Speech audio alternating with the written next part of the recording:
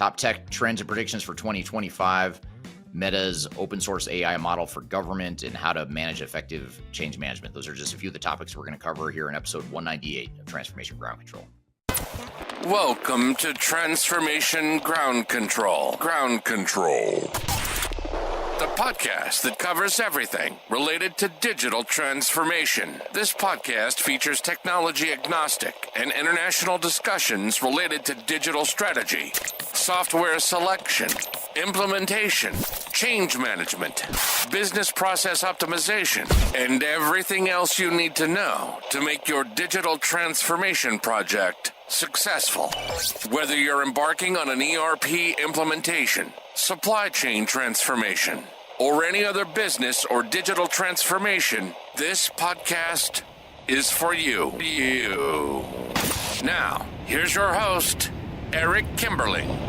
5, 4, 3, 2, 1. Ground control is the major fun. Well, welcome to Transformation Ground Control, episode number 198. My name is Eric Kimberling here with Darian Chwialkowski. Darian, thanks for being here today. Yeah, thank you for having me. Great to have you here. Great to have the audience here. My name is Eric Kimberling. I'm CEO of Third Stage Consulting. We're an independent consulting firm that helps clients throughout the world with their digital transformation journeys. You can find new episodes of this show every Wednesday by going to transformationgroundcontrol.com.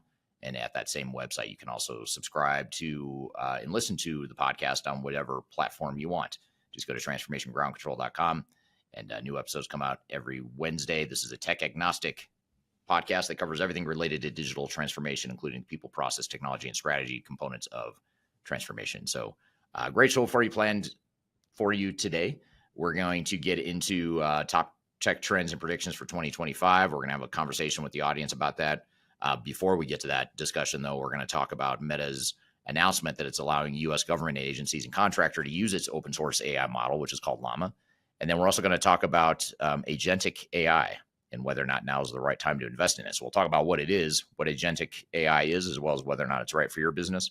So stick around for that. And then, of course, after our newsworthy topics and social media questions to open up the segment or open up the show, we'll get into top trends predictions for 2025. And then we'll also get into later in the show effective change management and some of the techniques you can use to leverage AI or leverage change management in your organization. See, I can't even talk about any other topic without accidentally saying AI. That's how prevalent it's become. But I know we'll get to AI here in a moment, Darian, but what were some of the social media questions you had for us here today?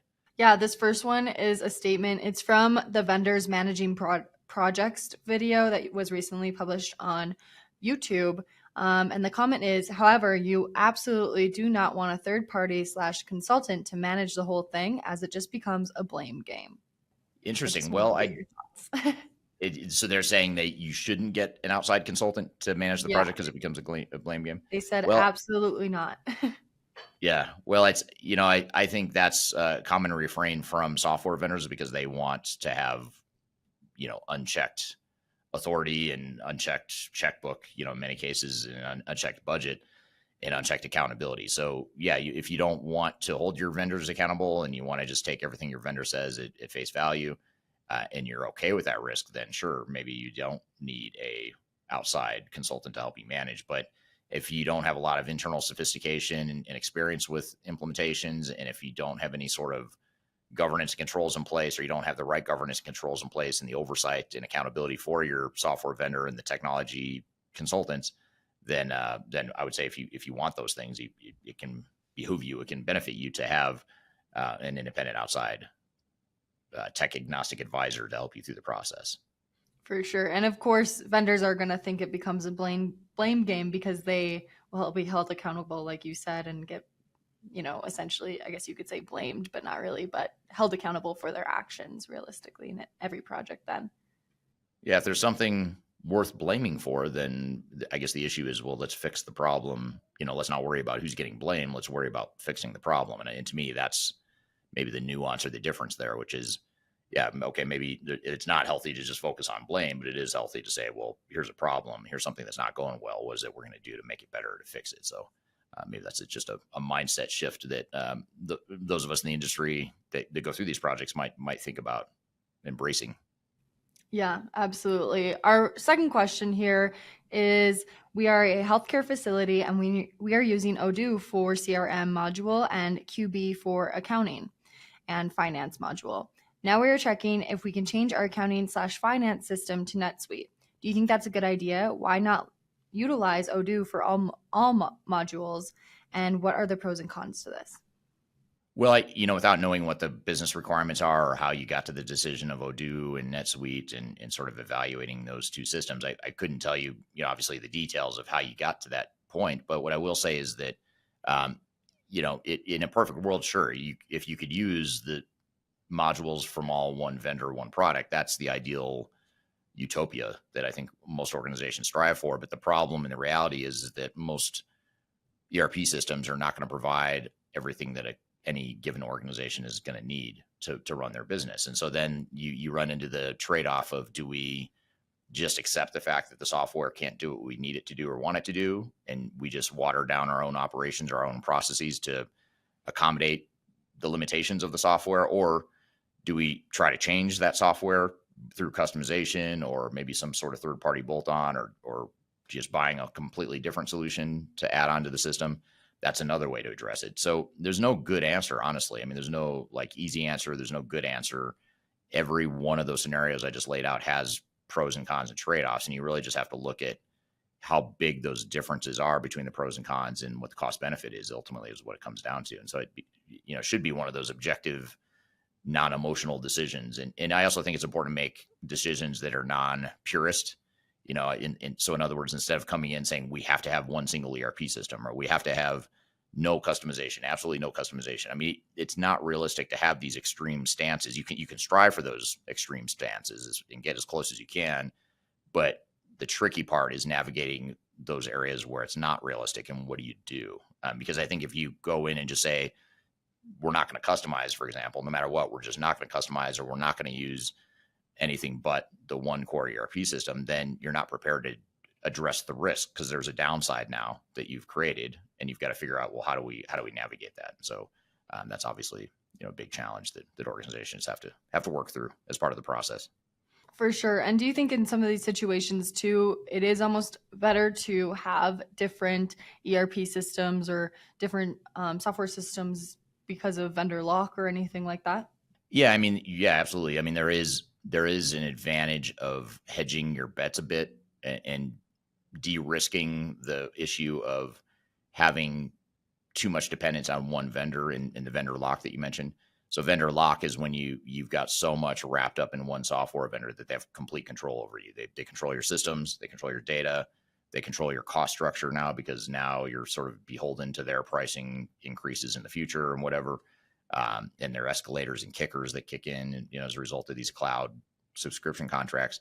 So you just have to be aware of it. And I do like, one reason why I do like sort of best of breed models is because you are hedging, and you're creating a situation where if for some reason one system doesn't work out longer term, or you end up having to replace that system, you're not back to where you might be right now, which is now you've got to replace our entire back office of systems, our entire suite of back office systems, which is typically really expensive and risky. And oftentimes organizations don't have the resources to do it. So those are all things that you've got to look at is those sorts of trade-offs. Yeah, absolutely. Those are some great questions. I'm excited to get into the newsworthy topics of the day, though. Yeah, absolutely. What have you got for us? Yeah, so this first one is about how Meta announced it will allow U.S. government agencies and contractors to use its open source AI model, Llama, for national security applications. While the use of Llama for military warfare, nuclear industries, and espionage is restricted, this update enables military to utilize the AI for tasks like logistics, tracking terrorist financing, and cybersecurity. Partnerships include companies such as Amazon, Microsoft, IBM, Lockheed Martin, and Oracle. Oracle is using Llama for maintenance document synthesis, while Lockheed Martin is employing it for code generation and data analysis. With this, Eric, I have a couple questions.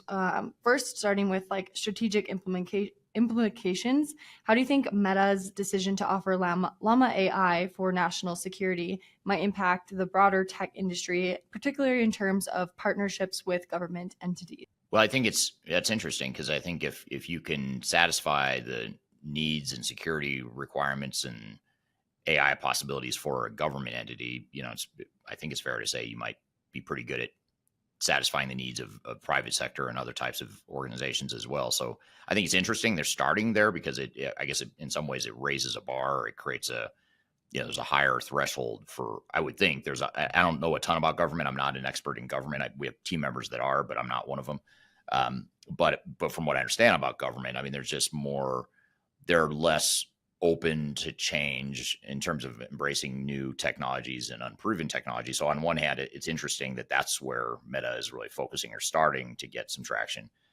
So if they can do it with them, then I think, again, that might just make it easier to get others to adopt. I would have thought they would start, though, with something easier, like something more like a more innovative industry or a faster changing or a more technologically forward thinking sort of industry. But I think it's interesting that they're starting with government. So there's got to be a good reason. They're obviously, they must know something I don't in terms of why they wanted to start there, though.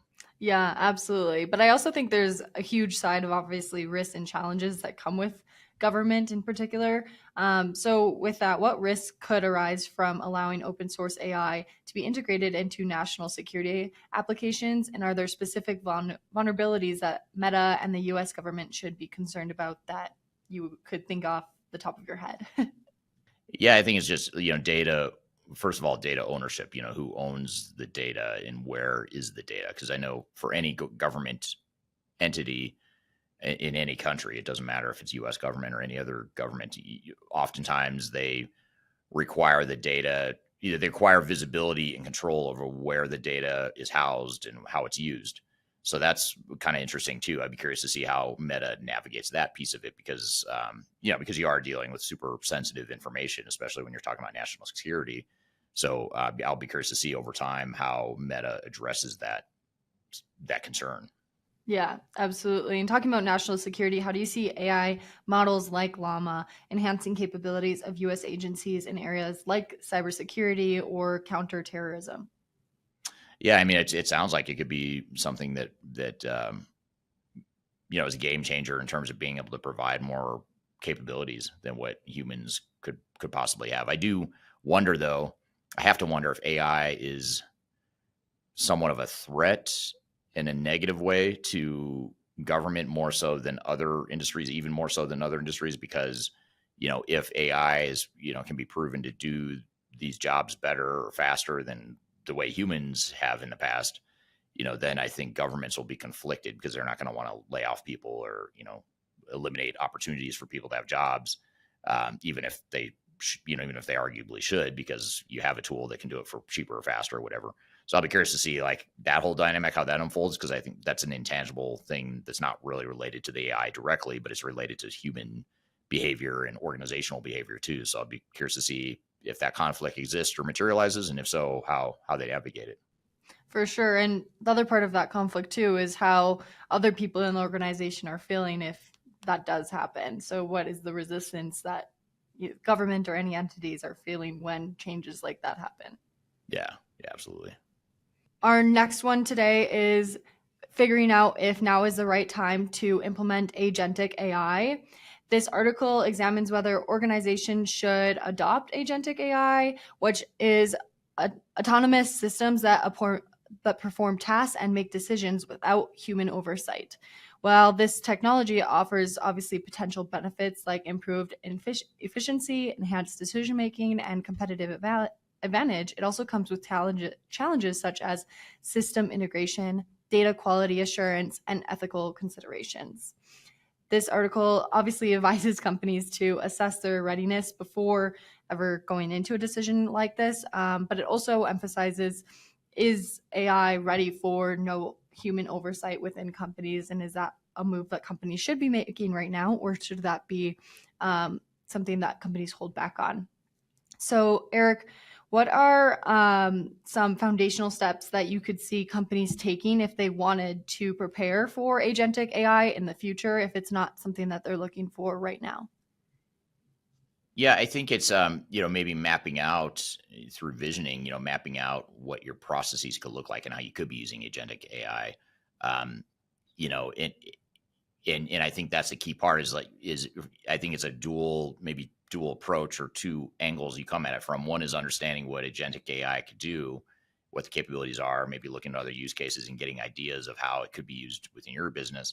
But then, of course, looking at your current state and understanding what it is you do now and how those two things might come together. The opportunities that agentic AI brings to you, but also, what your current processes are and some of the pain points and opportunities to improve your current processes. So you put those two things together, and I think you create that vision of what it is you want or how you might be able to use AI or agentic AI in this case.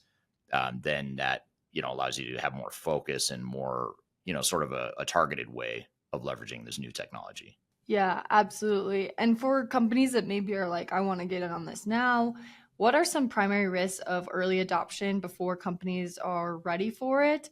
And how can those risks be managed? Well, I think first is if you can involve people in the discussion, involve people in the organization. It's just like any technology initiative. You don't want it to be just driven by IT or by top down from coming from corporate or whatever. I think if you can get people involved and involve them in innovative brainstorming on how we could be using these technologies to make our process better and make our jobs better, you're just going to create probably not only better ideas because you're getting more people involved, people that are on the front lines that actually know how the processes work and how new technology can improve it, but you're also making them feel like they're more part of the process and it becomes less of a threat to them and more of, it's more of them being part of the solution rather than having a technology forced on them or a change imposed on them over time. So it creates from both angles, both those human behavior angles, creates a lot of benefit in taking that approach. Yeah, absolutely. And if companies are rolling out agentic AI, what are some metrics that you would use to evaluate the success of a pilot project like that? Well, the first one that comes to mind would be the data accuracy. If we're talking about autonomous decision making without human involvement, you have to wonder, well, is it going to be accurate? Is it going to make the right decisions? And is there an audit mechanism to sort of validate that it really was the right decision or that we don't need human intervention? Because it may be that you do. So those are a couple. I mean, that's sort of like an immediate knee-jerk metric that comes to mind. But then, of course, just looking at overall process throughput and how fast a process is working, with agentic AI in there. Is it making us more effective? Is it making us more efficient? Is it providing better data? And sort of measuring those outputs, I think, are some of the key ones that come to mind.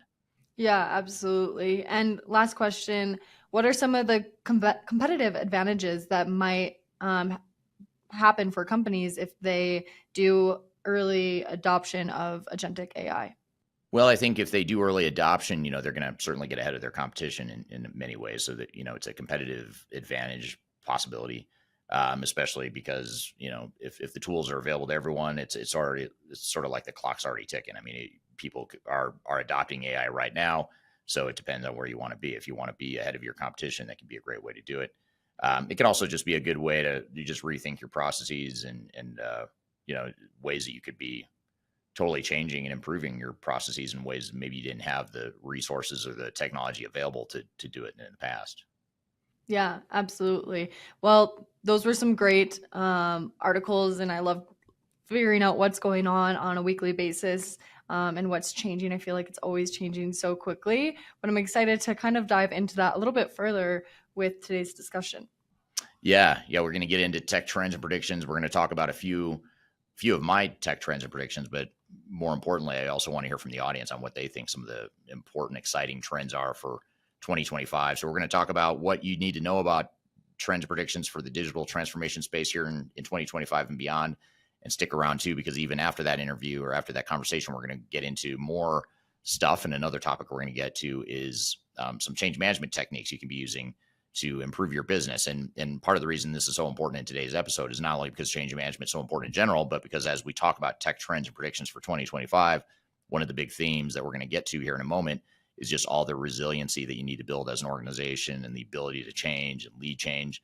That's all becoming increasingly important. So we also want to share a segment later in the show and get into some focused discussion around change management too. So stick around for that. So got a lot more to cover. We're going to get to it here in just a moment, but first we're going to take a quick break. We'll be back with more Transformation Ground Control.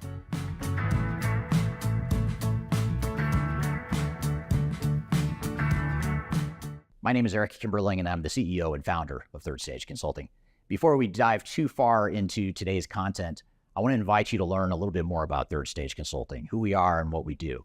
I've included a link to a video right here that describes Third Stage in a bit more detail. It talks about our story, our history, our philosophy, our clients, our service offerings, and that sort of thing. But in general, what Third Stage Consulting does is we're an independent and tech-agnostic consulting provider. We help clients through their entire digital transformation life cycles, beginning with digital strategy, software evaluation and selection, all the way through and including implementation planning, implementation readiness, and the actual implementation itself. We're technology agnostic, so we only represent our clients' best interests. We do not represent software vendors. But having said that, we work very closely with software vendors, all the leading players that you can imagine we've worked with, both in helping clients evaluate and select them, but also in helping clients implement those solutions as well.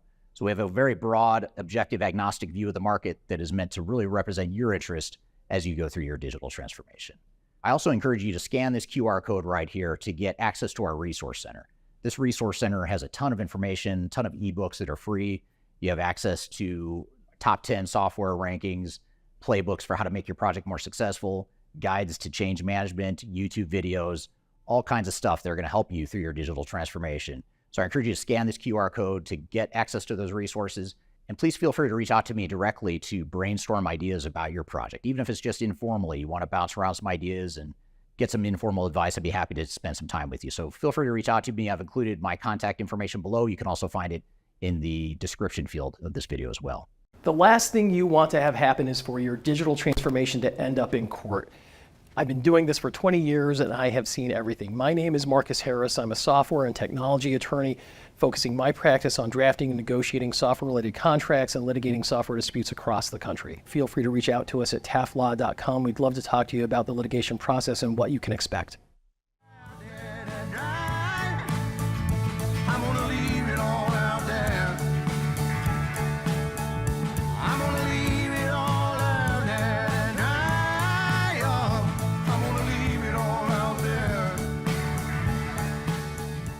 Hello, welcome to Transformation Ground Control, episode number 198. My name is Eric Kimberling here at Darian Chwialkowski.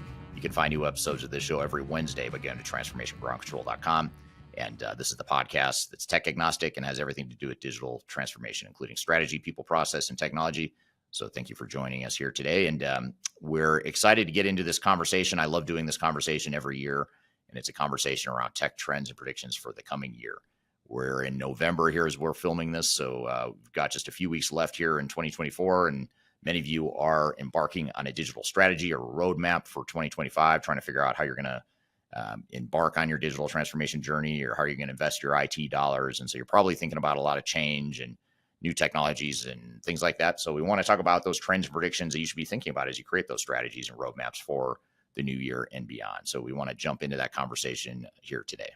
So as we start to think about some of the general trends to be aware of here in the coming year, and as we think about our digital strategies and how we're going to go about the process of defining a digital strategy and ultimately executing on that, there's a lot of different trends to be aware of. A lot of things have changed in the industry, and if I were to sort of summarize where we are just at a high level, and then really dig in and start to have a chat with you guys and hear your feedback as well.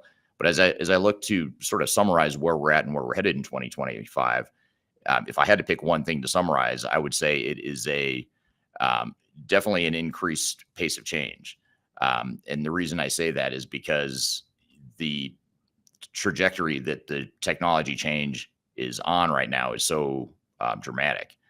So when we think about things like AI and predictive analytics and certainly cloud implementations, all these things are areas that are changing very quickly.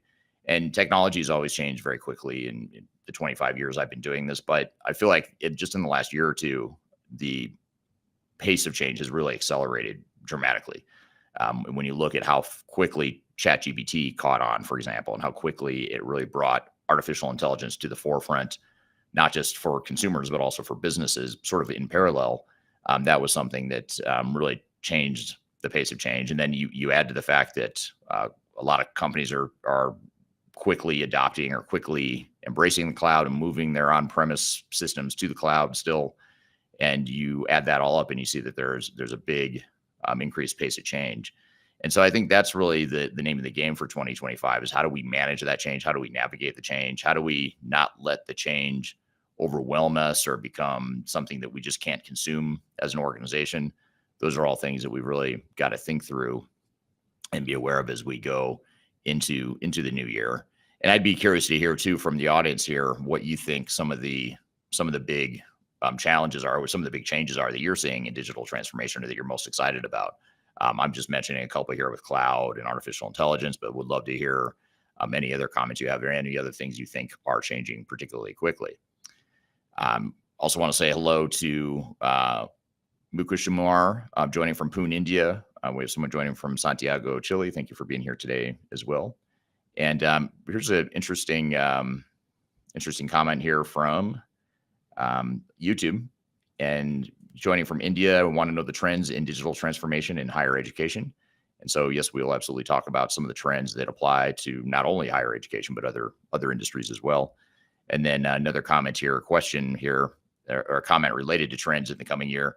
This is from Vladimir on LinkedIn. Vladimir says, I have many thoughts. I think there's still a lot of work to be done in fundamentals, better networks, data integration, Internet of Things, deployments, et cetera. For advanced manufacturers, there's definitely an appetite for testing and research and developing various AI, ML, and LLM solutions. So I think that's a great point. I actually agree with you. And I like how you're calling out some of the fundamentals here, because I think it's easy to forget about the fundamentals. Like you mentioned, data integration. I think that's a really good one.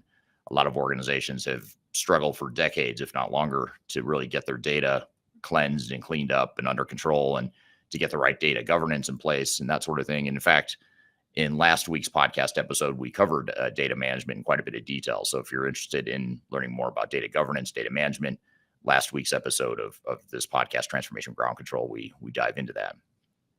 So a good point. And the other thing I like about the fundamental comment here is that when you look at something like data integration, there's a lot of value that comes from that on its own, but certainly it also enables things like artificial intelligence, machine learning, and the better data we have, the better data governance we have, the better job we're going to do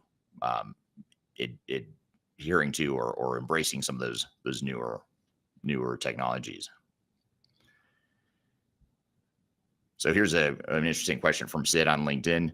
Sid says, change is constant. It's how we react to it. Companies must master the fundamentals and create a strong foundation, which can then be better built upon. This is easier said than done, as there is too much technical and business debt and lack of shared vision. So that's a great point. And I think, ever since COVID, this whole concept of resiliency, change resiliency, and being able to adapt to change really became sort of front and center, became top of mind for a lot of leaders, because the world was going through so much change during COVID. But I think that's something that's really stuck with the business industry since then, is this concept of how do we remain flexible? How do we remain agile? How do we remain resilient? How do we build an organization that can adapt to all these changes that we can't predict? Clearly, as we've seen in the last couple of years, there's been a lot of change in the space. And so we've got to figure out how we're going to navigate that.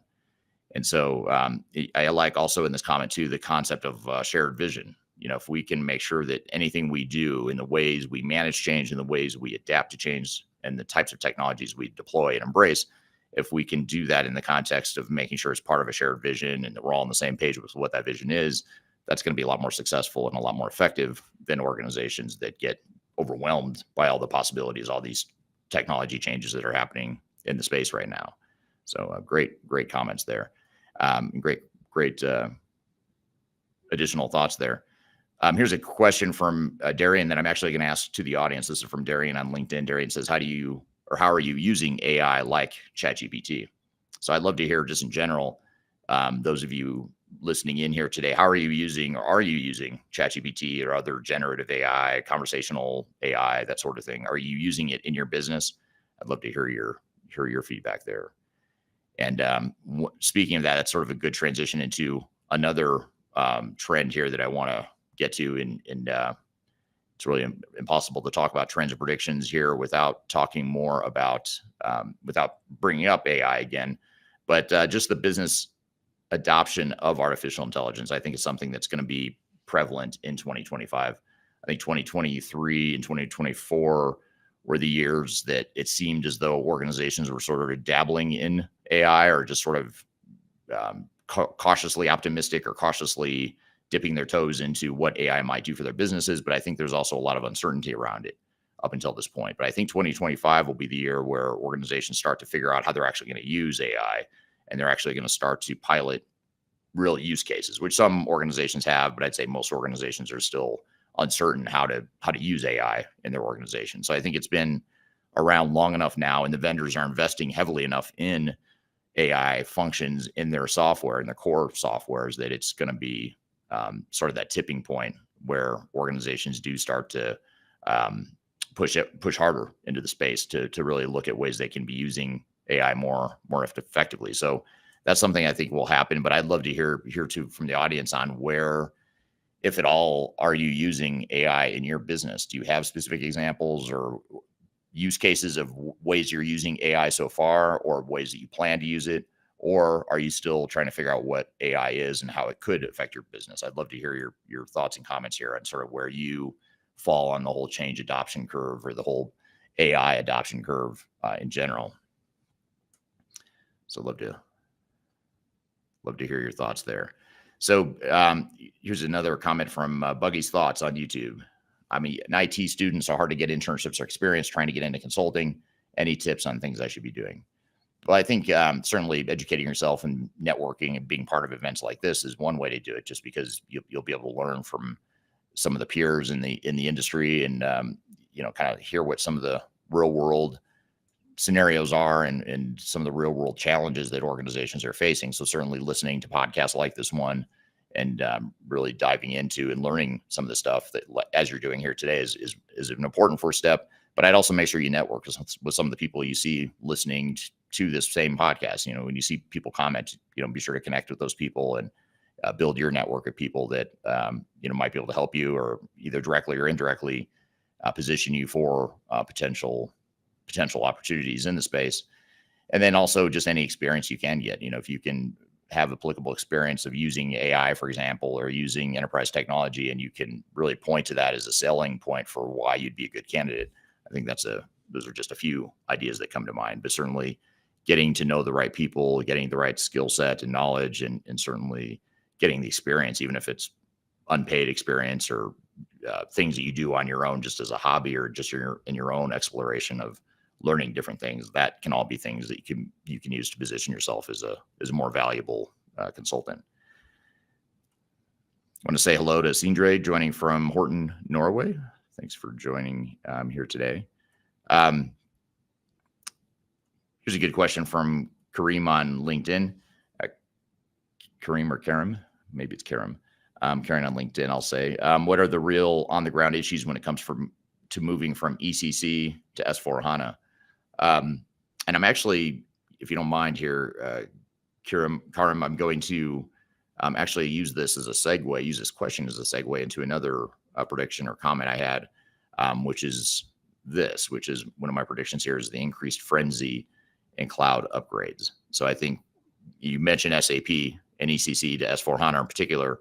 That's just one example, or that's one of many software vendors or software verticals in the enterprise tech space. It's one of many that are seeing a frenzy of cloud upgrade activity, partially because SAP has designated 2027 as the deadline for ECC customers to get off that system onto the cloud S4HANA software. And, as part of that, what you're seeing is just more, I don't know if chaos is the right word. It probably is the right word. It's just a lot more chaos, a frenzied activity, very hectic, a lot of upgrades happening all at once. And it's putting strain on organizations to try and adapt quickly, or try to migrate quickly to S4HANA or other cloud solutions. And it's also putting strain on the available resources, so skill sets and people that you need on your projects to make them successful. There's an increased demand for that, which I think is another challenge that we're going to get to here in a moment, that I think will continue into 25.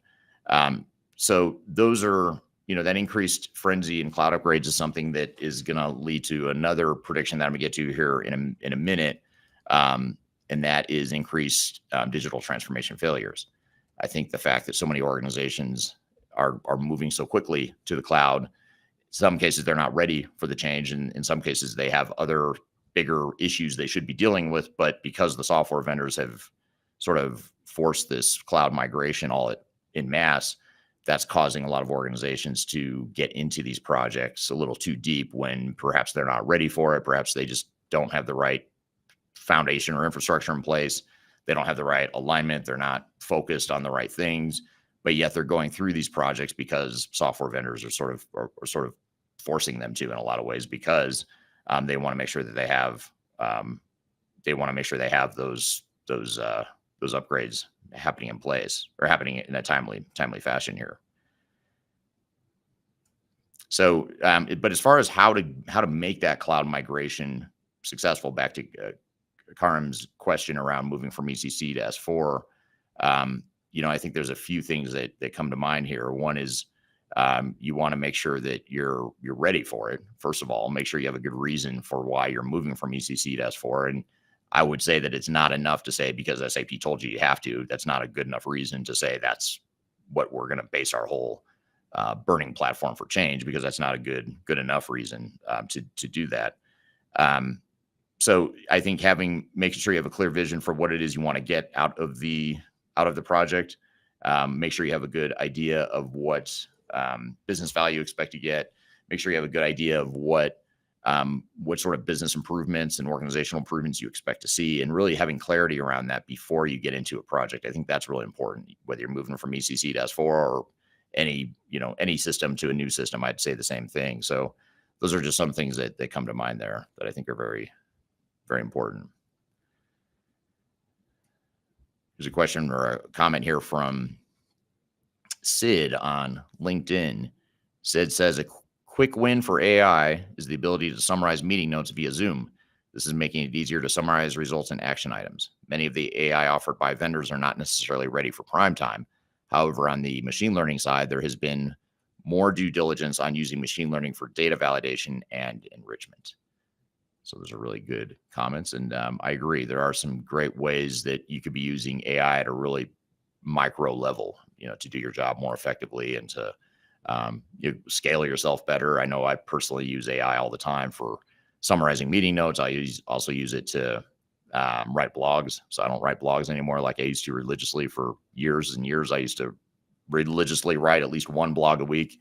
Now I write 3 or 5 blogs a week, but I don't actually write them. I just use AI to write those for me based on transcripts of my own videos and my own presentations and things like that. So it's still my words, my thoughts, but it's using AI to really scale myself in a way that I hadn't in the past. And that's just, one small example, but a lot of organizations would probably find that there's a lot of content creation that they could be doing, and not just content creation like creating blogs, but also even things like creating a product master based off a CAD drawing, or sort of using different data sets that you have in the organization, using AI to help you make sense of it, to summarize it, to create new content based on other inputs that you have in the organization. So there's a lot of ways we can be using AI in that way. And of course, there's the whole conversational user interface aspect of it. If we can be giving our employees easier access to information through conversational AI, that's something that could be sort of low-hanging fruit as well. So these are just a few examples, but I'd love to, I think it's more important to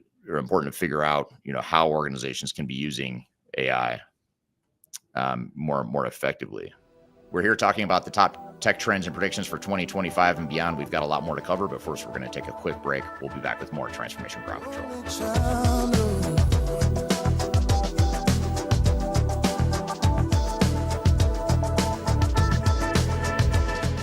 If you are involved in any sort of digital transformation or business change initiative, you'll want to download the Digital Transformation Report.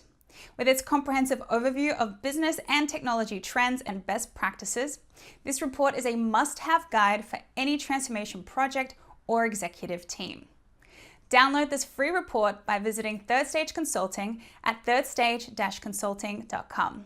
You can also visit our website to learn more about us or download independent reports, videos, and other best practices. Again, visit thirdstage-consulting.com today to learn how you can take your transformation to the third stage of success. Are you looking for ways to promote your product or service to enterprise technology decision makers and influencers throughout the world, like the ones who listen to this podcast? Major Tom Productions creates media, events, and influencer marketing for B2B technology providers. Our productions are exciting, educational, disruptive, and effective. Most importantly, they create results. Our content is unlike any other in this industry, engaging, influential, and trusted by technology buyers and influencers throughout the world. Each month, our productions reach hundreds of thousands of targeted buyers and decision makers who trust and engage with our honest and tech-agnostic content. With long-tail viral results and engagement with our content, Major Tom Productions provides a way to reach your target market and create awareness, calls to action, and a connection with potential customers. So, collaborate with us today. Learn how we can feature your product or service on podcasts such as Transformation Ground Control, Journey to S4HANA, and Journey to Dynamics 365. We can also feature your brand on our YouTube channel called Digital Transformation with Eric Kimberling, which boasts over 100,000 subscribers and over 2 million video views per year. You can also participate in our in-person events, including our Digital Stratosphere Conference. Contact us today to learn more. We can tailor a marketing campaign that works for you. We look forward to helping more people learn more about and become engaged with your brand.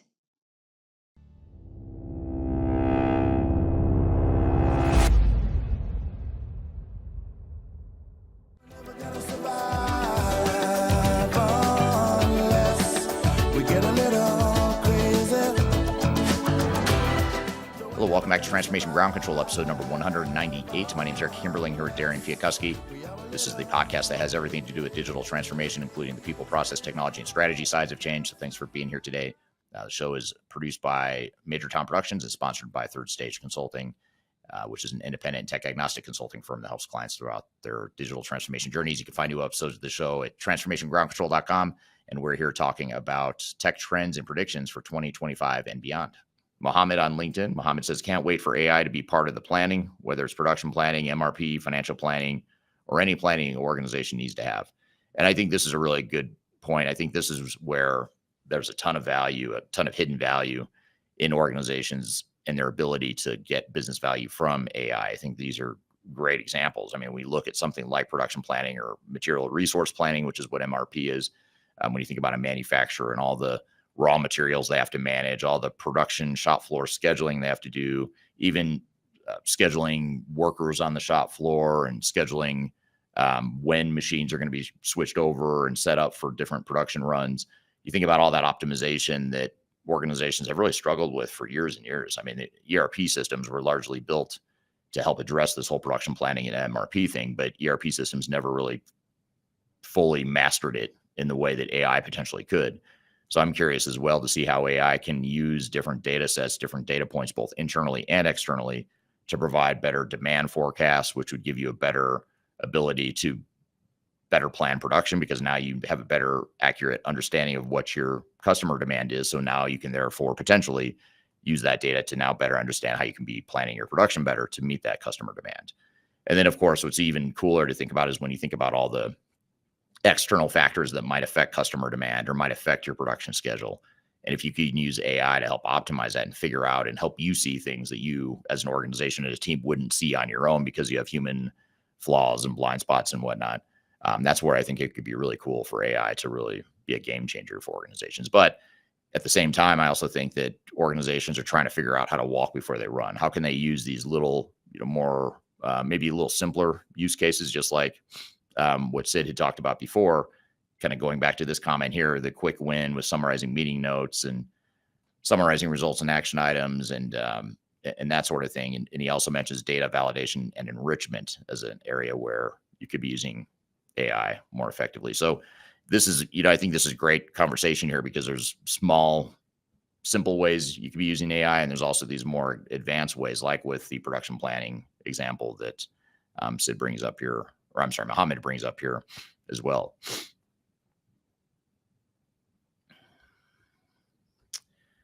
All right. So here's another comment from LinkedIn. AI is currently not mainly used in the core consultancy job, as in suggesting best practices captured from certain ERP systems perspective or even from a pure business and operational point of view. Neither is it used in the actual implementation. However, I found AI useful in generating or suggesting KPIs for conducting research and development tasks, summarizing key features about certain vertical solutions out there. However, in the future, I see AI vital in process mining prior to embarking into digital transformations, even for SMEs, small and mid-sized companies. So very, very interesting point. I think that there is a lot of opportunity for us consultants to be using AI more effectively, especially when you think about things like, when you get into some of the technical stuff like configuration of software, integration, certainly data analysis, things like that. I think that's where AI can add a lot of value there. I want to say hello to Ivan joining from Sofia, Bulgaria. So thanks for joining here today, Ivan. And here's an interesting question or a comment here from William on YouTube. William says, my wife runs data groups for a large research organization.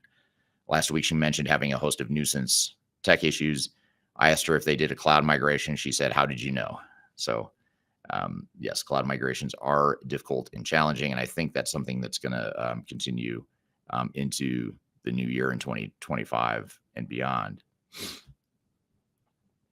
And speaking of that, we talked about the increased frenzy in cloud upgrades as one prediction, but here's another one that's sort of related to that, which is increase in digital transformation failures. And I alluded to this earlier. I think digital transformations are going to fail at an increasing rate for a few reasons. One is, and actually it's a few reasons that we've already discussed. The increased pace of change. Anytime technology changes as fast as it is, that just puts more pressure on organizations, and it creates more confusion and potential paths to failure, if that makes sense. So there's more, when technology is changing that quickly, organizations have more trouble keeping up with the pace of change.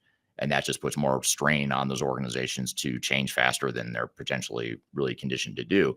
Not saying you shouldn't change and you should just ignore change. That's not at all what I'm saying. But I am saying, back to that point of change resiliency and being able to lead an organization through change, I think those are all really important things that need to happen as a result of these sorts of initiatives. So when you think about that increased pace of change, and then you also add to the fact that you have this mass migration of organizations throughout the world that are moving from their legacy on-prem system to their cloud-based system in a relatively short period of time, in a relatively compressed period of time, because of some of the vendor sunsetting issues and just the pace of change in general.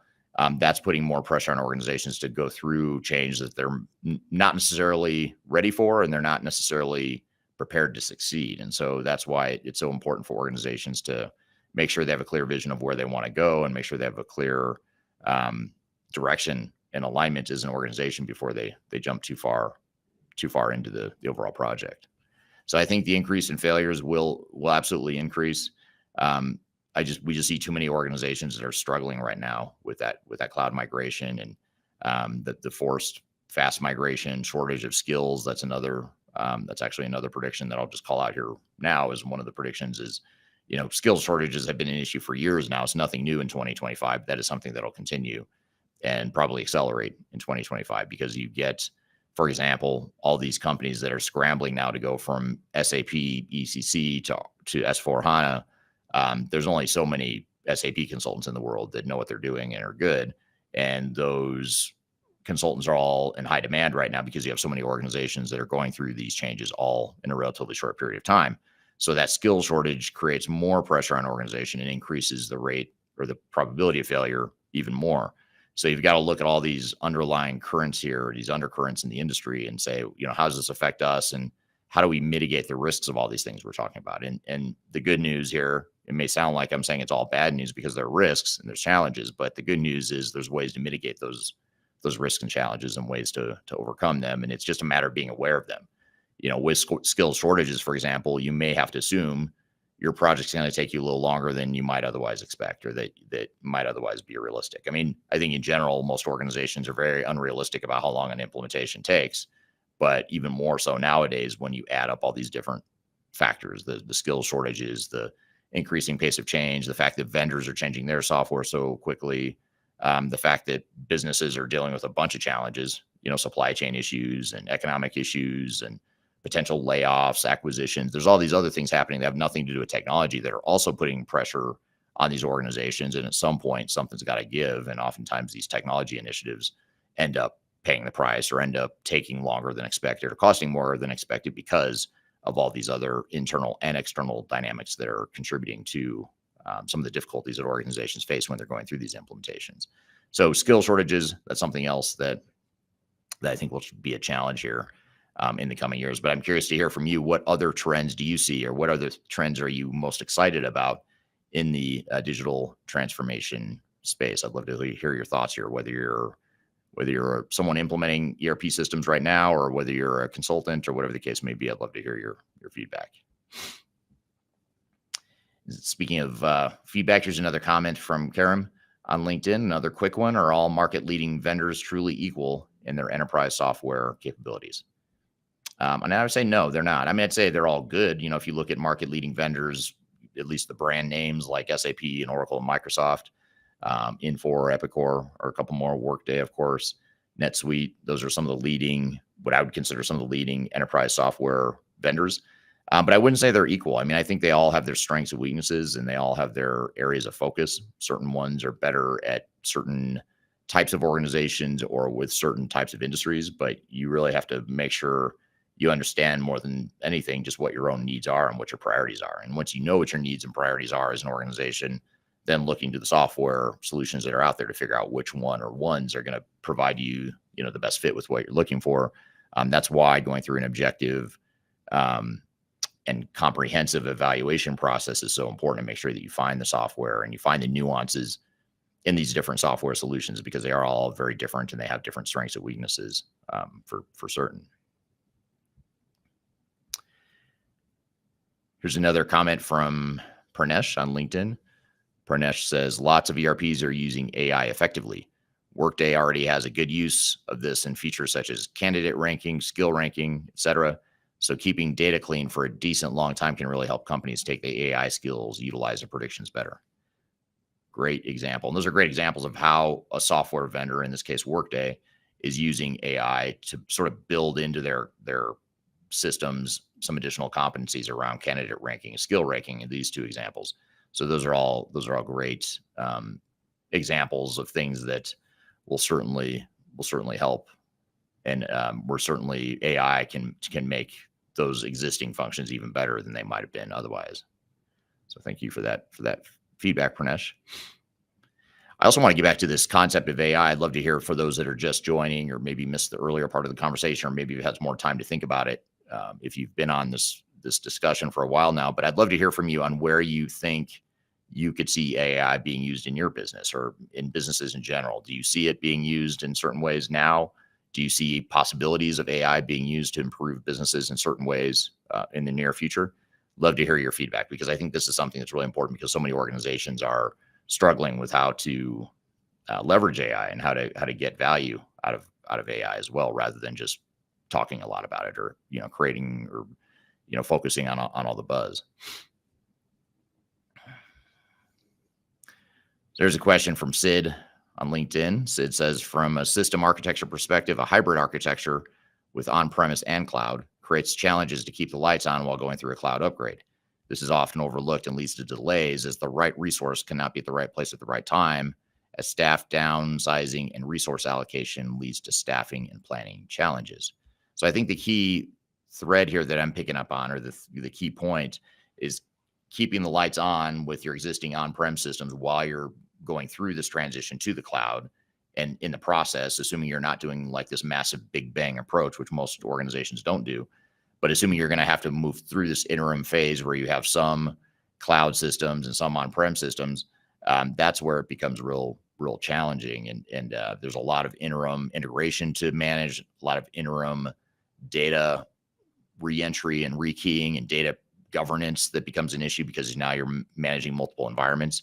And for some organizations, this isn't even just temporary. It's not just an interim process. It becomes longer term, because they might have some legacy on-prem systems that they have to keep or they want to keep. And then they've got cloud systems that are maybe their core ERP systems that now need to integrate with those on-prem systems.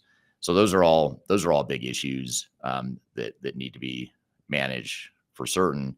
And, it also brings up the importance of increased cybersecurity risk. Cybersecurity is becoming more and more important.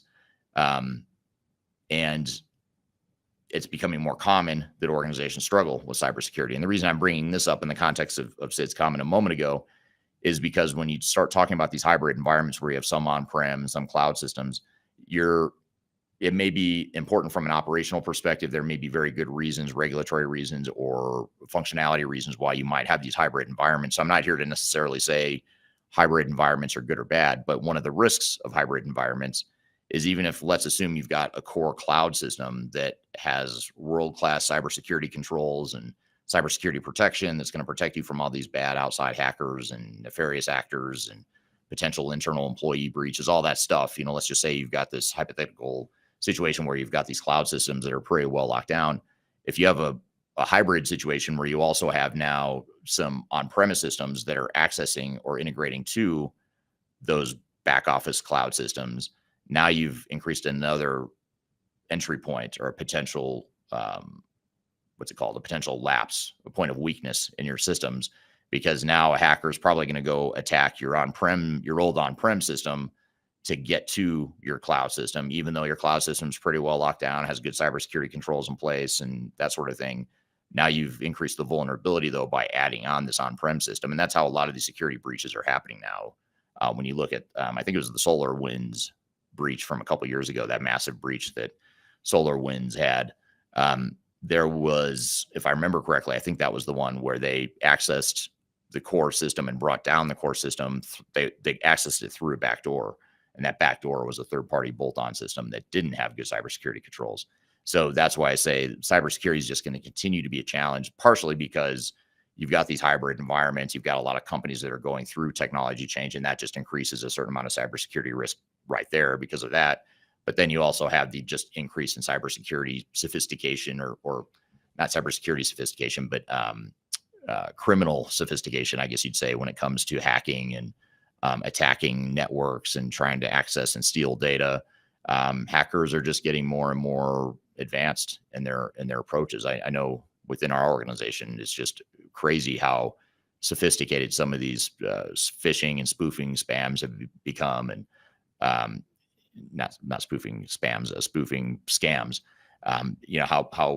How big that's become. In just in our business, in our here at Third Stage, that's been a big challenge for us. So I can only imagine a big, massive organization with tens of thousands of employees just has that many more thousands of opportunities to create a human lapse that leads to a cybersecurity issue, or it's more of a technical attack on the infrastructure because of the physical cybersecurity weaknesses of the system. So I think those are all things that lead us to more increases cybersecurity risk, and these are things that we absolutely need to focus more on. And it is something that is becoming more important and trendy. You have the chief information security officer now. You didn't used to have that position. It used to just be sort of a function within the CIO role, but now you've got the CISO role that's focused on information security, cybersecurity, that sort of thing. And I think organizations are finally realizing that their technology and their data, their intellectual property, it's all wrapped up in these systems, and they have to protect their assets just like they protect their money and their buildings and their physical inventory and everything else. Same goes for your technology. Your technology is arguably even more important for a lot of organizations, a lot more important than the physical assets they might have in terms of buildings or inventory or products, whatever the case may be. So great stuff there, and thank you for those comments there. We're here talking about the top tech trends and predictions for 2025 and beyond. We've got a lot more to cover, but first we're going to take a quick break. We'll be back with more Transformation Ground Control.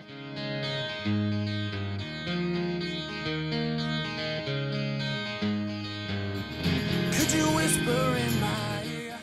I recently published my first book. It's called The Final Countdown: Strategies to Reach the Third Stage of Digital Transformation.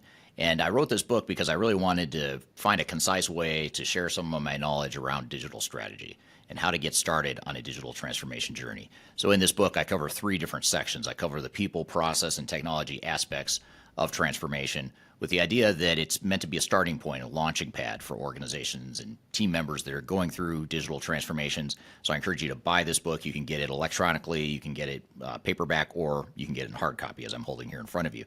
You can get it by going to thefinalcountdown.com. You can also search for it on Amazon if you shop at Amazon. Otherwise, just go to thefinalcountdown.com. Love to hear your feedback on this book as well. So I hope you check it out and hope you enjoy. Interested in working for a company that truly values your unique skills and experience? Here at Third Stage, we don't hire based on resumes alone. We look at the full candidate, experience, and willingness to provide excellent service for our clients. Within a technology, independent, and agnostic consulting firm, you have the opportunity to learn across industries with a diverse group of clients. Our consultants also have the opportunity to diversify their portfolio and learn across technology systems. If you're interested in joining a high-growth entrepreneurial organization, please reach out to us at work@thirdstage-consulting.com.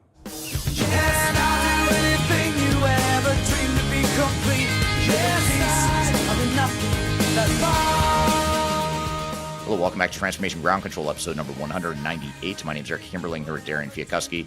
This is the podcast that has everything to do with digital transformation, including the people, process, technology, and strategy sides of change. So thanks for being here today. The show is produced by Major Tom Productions. It's sponsored by Third Stage Consulting, which is an independent tech agnostic consulting firm that helps clients throughout their digital transformation journeys. You can find new episodes of the show at transformationgroundcontrol.com. And we're here talking about tech trends and predictions for 2025 and beyond. Here's an interesting comment here from Ivan on LinkedIn. Ivan says, seeing greater demand for low-code, no-code customized workflows. As the pace of change increasing, such features become more valuable for the end users. How are the leading vendors doing in this regard for their cloud offerings? I think, that's a great point. I think the low-code, no-code customized workflow thing is super cool. I think it helps bridge that gap between, the benefit of having commercial off-the-shelf pre-configured package solutions and the need that organizations have to have some sort of flexibility to change that software to fit their needs and to change their business as their business grows. So, I think for too long, the industry kind of focused on this concept that, don't change the software because we have best practices built into our technology and our workflows. But I think organizations and even vendors in a lot of ways are starting to realize that's all just a hoax and that's not realistic. So what I love about low code, no code is it's sort of taking the best of both worlds. It's sort of acknowledging that, there's some R&D and some standard workflows and some value that has been built in these standard off the shelf, prepackaged software systems. But it also recognizes that it's not perfect. It's not going to fit everyone's needs. So if you can have a way to change the software without having to go in and change the code and sort of break the software, risk breaking the software, if you could do that with a low code, no code environment, then I think that's, super, super important and something that's super valuable to organizations. So love the idea. And I love the thought here, or the addition to our list that low code, no code customized workflows are increasingly important. And that's an important trend. In terms of how the leading vendors are doing in this regard for their cloud offerings, I think some are doing better than others. I mean, I think it's another buzzword that a lot of them are just sort of throwing out there, but there's a handful that are, I'd say, doing a better job with a low code, no code environment. I think of like Odoo is one that's an open source system that has more of a low code sort of environment. I know there's, if anyone's familiar with Jan Bond, he's the guy that founded Infor software. Or I'm sorry, not Infor, but Bond Software, which was acquired by Infor a couple decades ago. And now he's since started another software company that's called Rapid, and RAPPIT, and it's a low code, no code sort of enterprise technology that helps tie together, multiple systems and provides workflows. And it's sort of an easier way to potentially use technology in a low code, no code way without having to deploy an entirely new ERP system, which can be a lot more complicated and risky. So you look at Odoo, you look at Rapid, you look at other software vendors that are investing more in this low code tool set. I think that's a good sign. But I think when you're evaluating systems, though, it is something you'd want to dig into and really just see what the tool set is and what do they really mean by low code, no code.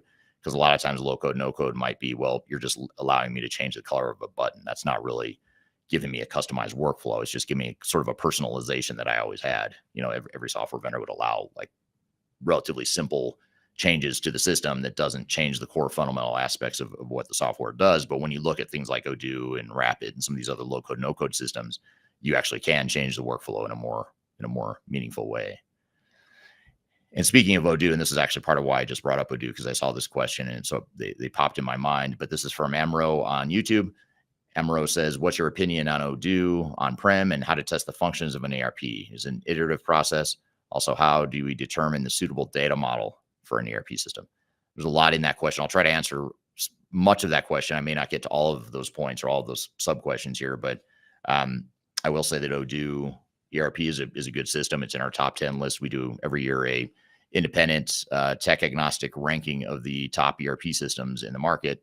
In fact, if you'd like to see that list, you can just scan this QR code on the screen in front of you, or if you're listening to the audio only podcast, I've included a link below to the 2025 ERP report or the digital transformation report. You can scan the QR code right here on the screen in front of you, or you can go to the links below. But point here is Odoo is in that top 10 list. You'll see it when you scan and download this report. It's been on our top 10 list now for a couple of years. It's definitely a good emerging sort of enterprise tech system. And it's great for those that do want sort of a low code, no code solution. And it's also good for small and mid-market companies that are maybe also considering NetSuite or some of these other ERP systems that are built for the small to mid-market. So Odoo can be a great fit for that as well. So while we're on the topic though, and as we're talking about trends and predictions for 2025, I encourage you to check out this 2025 report, because we talk about a lot of trends in there. We talk about top 10 rankings and reviews. We talk about other benchmarks. There's a lot of data points in there of what we're seeing in the industry, both from our own internal data, but also from external third-party analysts as well. So here's a question from Darian following up on this low code, no code thread. Darian says, what are the benefits of low code, no code for standardizing processes? Great question. And I'd say low code, no code is a great way to standardize processes, but also give you flexibility. So, you still have the benefit of having some relative standard process, but you can also change it to fit the nuances of your business and what you want your workflow to be. So yes, you can standardize, but I'd say it's giving you actually more of a middle ground to standardize to a certain degree, but also provide yourself and your organization with a little bit more flexibility than you might otherwise have too. So that's what I see as some of the benefits of low code, no code for standardizing processes and finding that balance between the two, between the need for standardization and the need for flexibility and customization. And you think about customization and the impact that's had on digital transformations in the past. I mean, that's really a big reason why so many of these projects have failed in the past, is because of organizations over customizing or trying to change the software to do something it was never built to do. And that oftentimes would lead to failure. I will say, however, the customization, oftentimes this whole customization concept and the risk that customization has on a digital transformation is very real, but I'd say it's actually a symptom of something deeper, which is typically organizational change resistance and change management. The fact that an organization wants to go down the path of least resistance by just keeping the processes the same. Oftentimes that's what leads to customization requests, which then leads to customization, which then leads to challenges and risks, and sometimes complete failures, because you've broken the system so badly trying to customize it and make it do something it was never meant to do that you just can't get the system working the way you needed it to or wanted it to. Not to mention the fact you're spending a lot of time and money just re-implementing a new technology that does the same exact thing you've always done. There's certainly a ROI sort of question there, or a consideration in terms of why an organization would want to do that. So if I were to maybe summarize some of what we've talked about so far, and this is for a lot of you that might be joining here in the middle of the conversation, but we've talked about some of the trends. We've talked about business adoption of AI and some more use cases of how companies and organizations are actually going to start using AI. And so in other words, rather than us just sort of messing around with it on our own at home or even in our jobs, I think you're going to start to see organizations that are actually more formally and more deliberately finding ways that they start using AI more widespread, not just in individual use cases, but across the enterprise. So I think that's pretty exciting, because there's so much innovation I think we'll see from organizations as a result of that increased adoption of AI. We also talked about the increase frenzy in cloud upgrades. So we talked about how the fact that organizations are going through so many cloud upgrades within a relatively short period of time. And it's also sort of a manufactured frenzy too. It's the industry creating this frenzy and this chaos around needing to upgrade from on-prem to cloud now. And it reminds me a lot of the Y2K. For those of you old enough to remember, in the late 90s, there was this frenzy around Y2K. Everyone was worried that the world was going to end because the way computers were programmed were 2-digit years. You know, any sort of timestamp would have a 2-digit year. And people were worried that once 1999 became 2000 and the 2-digit year goes from 99 to 00, everyone was worried that the systems would all break and the world would end and we wouldn't have power or banks or food or whatever. In hindsight, I think that was all manufactured as well. I mean, it was a real fear that was sort of a commonly known risk. And I don't remember a glitch at all, the moment we switched from 1999 to 2000, which would suggest that either everyone just did such a great job with their Y2K upgrade that there was absolutely no glitch, or it could be that the whole thing was a hoax and it really wasn't that big of a risk, but it was a great way for software vendors to force upgrades to new systems right at the end of the 90s. And that created that same sort of frenzy, same sort of increase in failures, same sort of profit margins for software vendors and technology consultants. They all did really well during that time. In fact, that's when I started my career, was in 1998. So I came in right at the peak Y2K frenzy, and I just assumed it was real. And that's, a whole nother story for another time. But looking back, I don't know if it's just because I'm older and more jaded now, but I feel like the whole thing was a bit overblown, and it sort of created this mass chaos to upgrade all at once. And you see the same thing happening now. It's just now it's not Y2K. It's you have to get off this old system because it's on-prem or we're going to stop supporting it. And, you're going to go out of business and be a failed business if you don't keep up and get to this new cloud solution, which is probably true long-term, but doesn't mean you should necessarily drop everything and go invest millions of dollars in a cloud upgrade right now. But regardless, it is what it is. You're seeing that increased frenzy in cloud upgrades.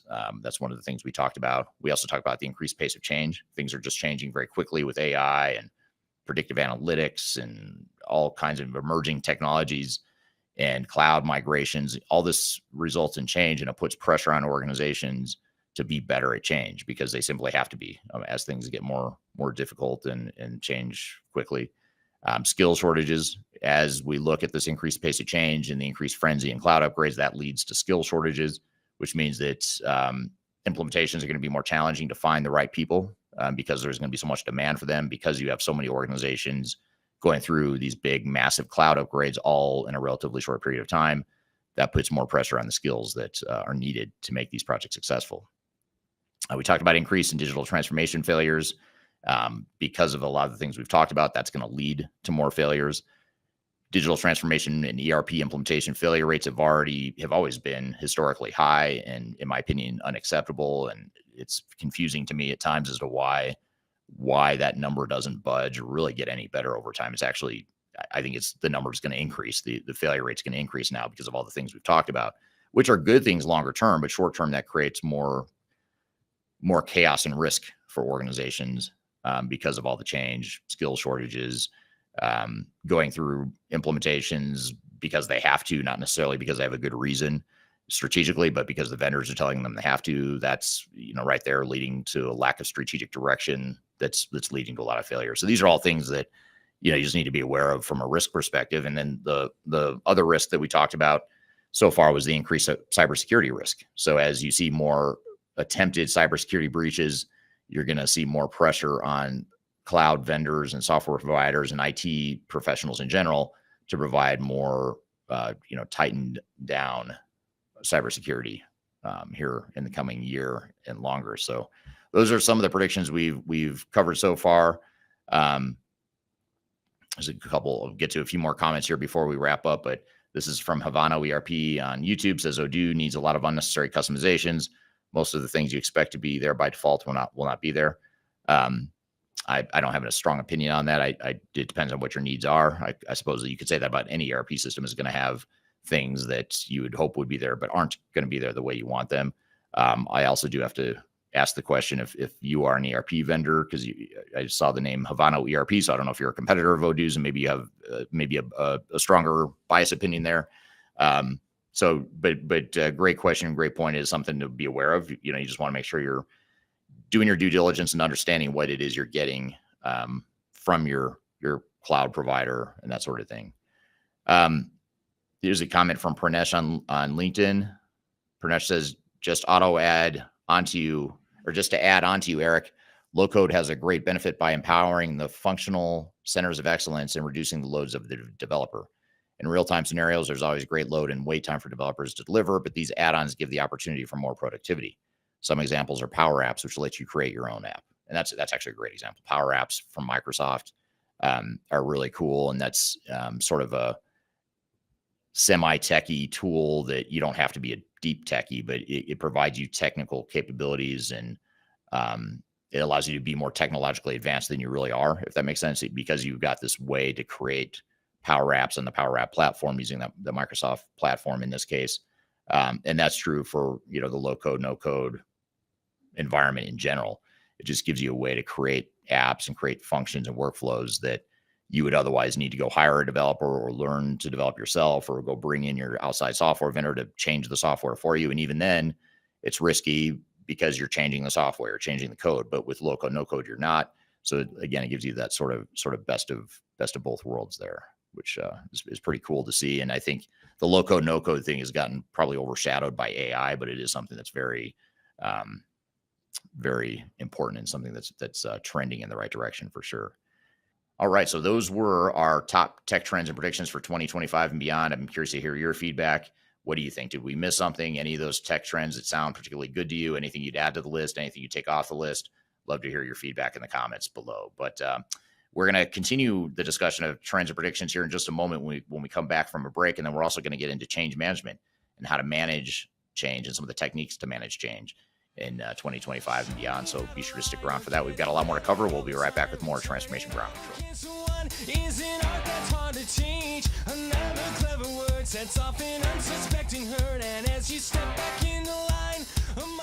I'm excited to announce the release of our 2025 Digital Transformation Report. It's available now on the Third Stage Consulting website, www.thirdstage-consulting.com. This report gives you an unbiased, technology-agnostic insight to help you optimize your organization's projects for success. Get your copy today using the QR code in front of me or on our website. Are you looking for ways to promote your product or service to enterprise technology decision makers and influencers throughout the world, like the ones who listen to this podcast? Major Tom Productions creates media, events, and influencer marketing for B2B technology providers. Our productions are exciting, educational, disruptive, and effective. Most importantly, they create results. Our content is unlike any other in this industry, engaging, influential, and trusted by technology buyers and influencers throughout the world. Each month, our productions reach hundreds of thousands of targeted buyers and decision makers who trust and engage with our honest and tech-agnostic content. With long-tail viral results and engagement with our content, Major Tom Productions provides a way to reach your target market and create awareness, calls to action, and a connection with potential customers. So collaborate with us today. Learn how we can feature your product or service on podcasts such as Transformation Ground Control, Journey to S/4HANA, and Journey to Dynamics 365.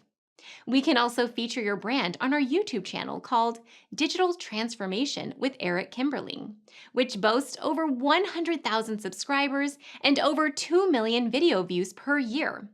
You can also participate in our in-person events, including our Digital Stratosphere Conference. Contact us today to learn more. We can tailor a marketing campaign that works for you. We look forward to helping more people learn more about and become engaged with your brand.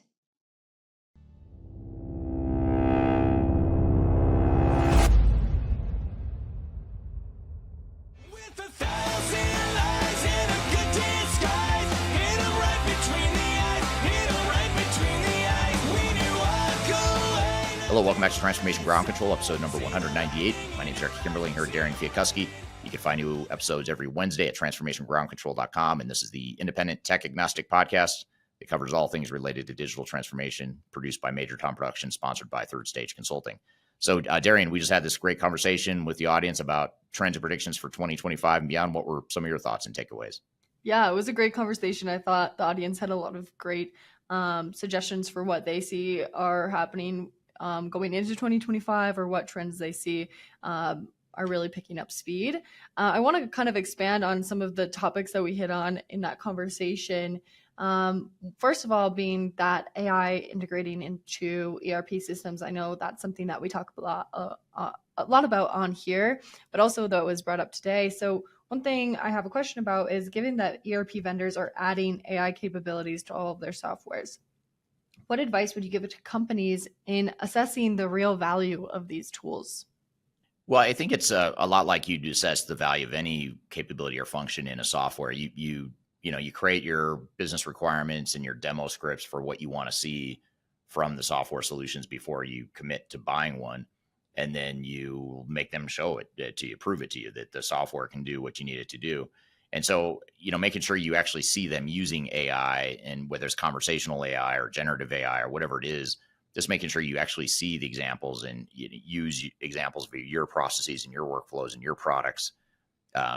Sort of more of a day in the life of using that software product within your organization. That's the way I would treat software demos, not only to evaluate AI functions, but also just any function of an ERP system.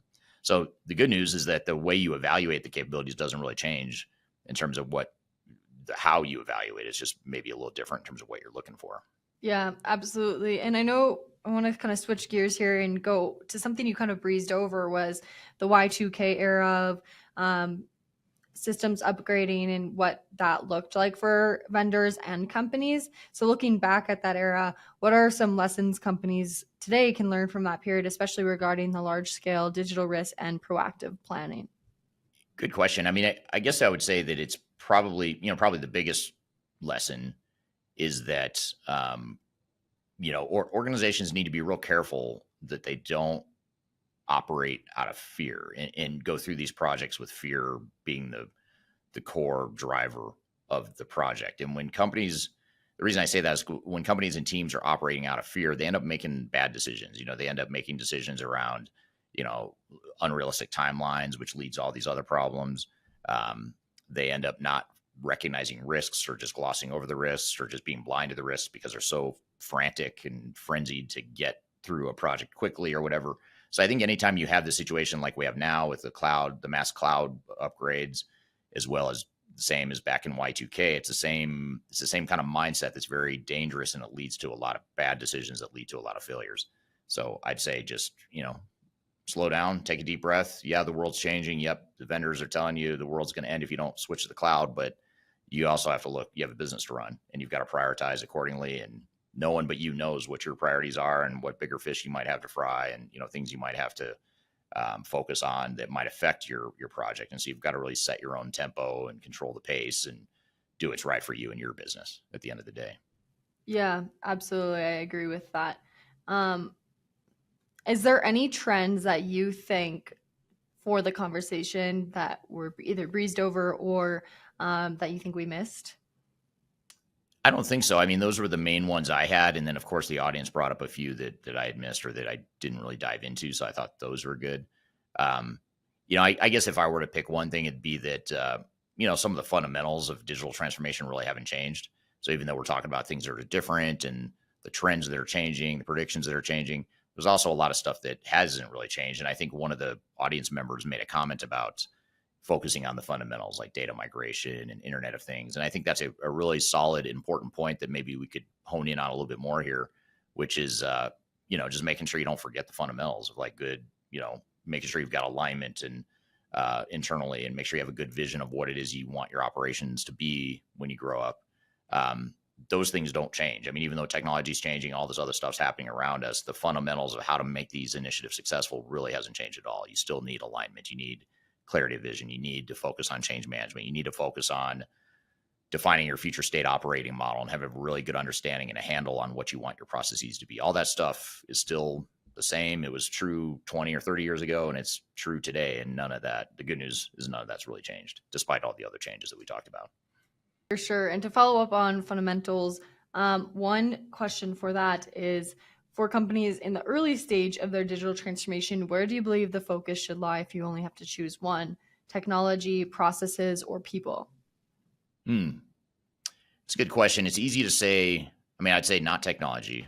It'd be easy for me to say people, but what I'd say is it's hard to do the people side until you've done the process side first. So I'd say if I had to pick one of those three, I'd say process first, even though you could make a pretty strong case for people being more important, but you can't do the people piece of it without understanding your processes. So you think about it from the perspective of like, from a change impact perspective, and I want to help you, Darian, understand what the future is going to look like and how your job's going to change and what the expectations are, how you're going to use new processes, new technology in your job going forward. You are never going to understand that if I haven't clearly defined what your processes are, or if we haven't collaborated in defining together what the processes are going to look like, and how you're going to use tools and data and all that stuff, and how your roles and responsibilities might be changing as a result of this new tool set we're rolling out. All that stuff, you have to have a lot of clarity, and that goes well beyond just defining how the software is going to work. Now you're talking about how the business is going to work. And so organizations gloss over that piece of it oftentimes. And then when it comes time to roll the change out to you, Darian, I don't even understand well enough to explain it to you for you to understand. So if I don't understand it, and because we haven't defined our process very well, it's just going to be a mess, and the people issue is going to be a big problem. So once I have that clarity, though, then we can start to train, we can start to work through issues, we can test together, we can do different use cases and piloting the software and helping you and others learn the software. So I think for that reason, that's a long way of saying I'd start with process probably is the number one priority. Yeah, for sure. That makes sense. What a great conversation, though. I'm excited to see and watch those trends develop as we get into 2025 and further. Yeah, and see if they're true, or if maybe I was way off base, or maybe we were way off base, or something new that happens we didn't even anticipate. So I'd be curious to see what happens. And again, love to hear your feedback. If you haven't dropped in the chat already, I'd love to hear what you think about trends and predictions for the coming year. So we've got another segment we want to get to, and this sort of builds on one of the trends we talked about, which is change is a constant, and the pace of change is increasing fast. And we talked about how change management has always been important, but it's really important, even more important now because of the pace of change and the frenzy that's happening in the industry right now. So we want to spend a little bit of time in this last segment just talking about change management. So we're going to play you a clip of a recent presentation I gave at an industry conference talking about what change management is and why it's so important, and some of the techniques that you should focus on if you're going to focus on just a few. So be sure to stick around. We're going to get to that here in just a moment. But first, we're going to take a quick break. We'll be back with more Transformation Ground Control.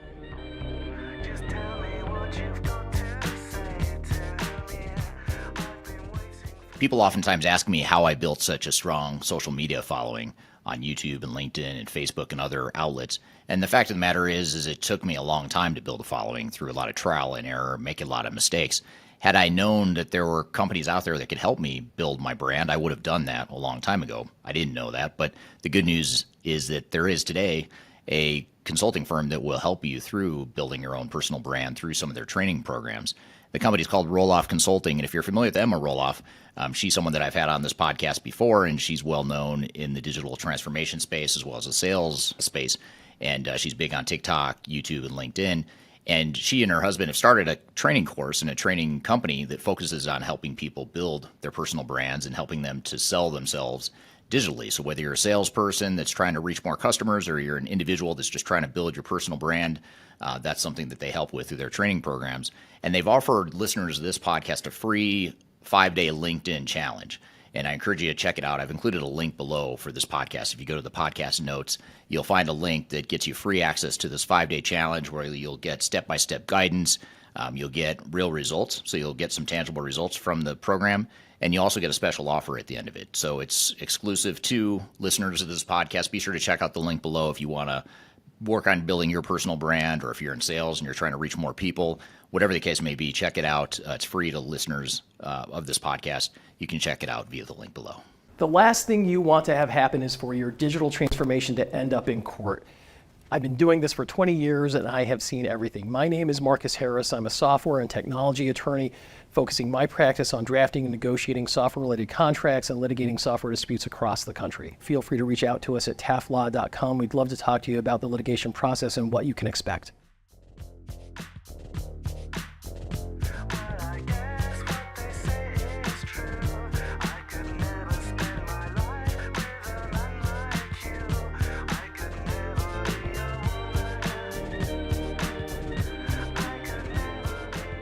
Hello, welcome back to Transformation Ground Control, episode number 198. My name is Eric Kimberling here with Darian Chwialkowski. You can find new episodes of this show every Wednesday at transformationgroundcontrol.com. And the show is sponsored by Third Stage Consulting, an independent consulting firm that helps clients throughout their digital transformation journeys. And it's produced by Major Tom Productions. So if you'd like to learn more about sponsoring this podcast or other podcasts that we produce and other content we produce, be sure to reach out to us. I've included contact information below for our sponsorship team at Major Tom Productions. So be sure to check that out.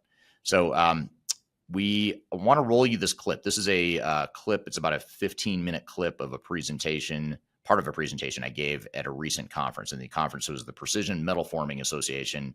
The conference itself was, I believe, it was just outside of Chicago, if I remember correctly.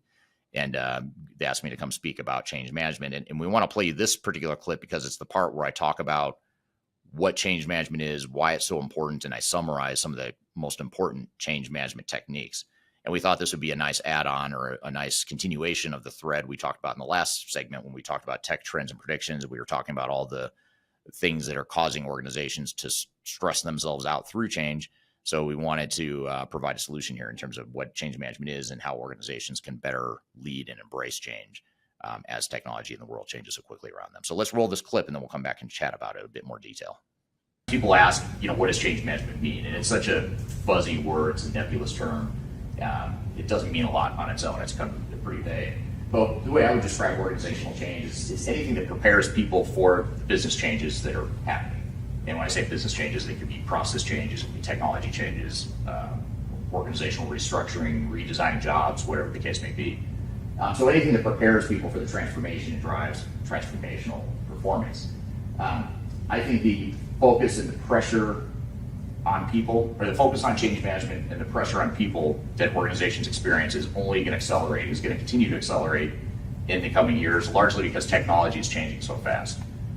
It feels like, it's a hockey stick almost, like with AI and everything happening now. Technology is just changing faster than it ever has, but organizations aren't changing faster than they ever have for the most part. I mean, they are speeding up, but they're not speeding up as much as technology is changing. And so that creates a sort of a tension with people because technology is changing so fast. We're over here sort of the way things are and have been as an organization, and meanwhile technology is just kind of growing at a breakneck speed or changing at a breakneck speed.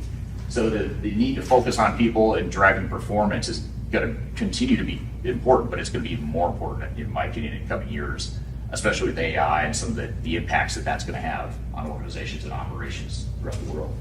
So one of the things that is worth noting is that change is difficult and personal. So a lot of times we get into these situations where executives will say, we don't need to worry that much about change management because our people are ready for the change. And you talk to people, you talk to a room like this, and you get a bunch of people saying, yeah, our technology sucks, tired of the old spreadsheets, I have to redo stuff all the time, I have to re-enter data. So on the surface, you think, okay, this organization is ready for change, these people are ready for change. The problem is once you start to peel back the onion, or the layers of the onion, to determine what the changes are and how it's going to impact people, that's where the resistance kicks in. One way to think about it is a lot of times people think change management or resistance to change is a negative thing, like people have ill will or there's nefarious reasons for the pushback, and usually the pushback comes from a good place. It's because they've been valued in the organization for some time. They've built up a huge amount of tribal knowledge. They know how things work, and now you're ripping out the rug from beneath them.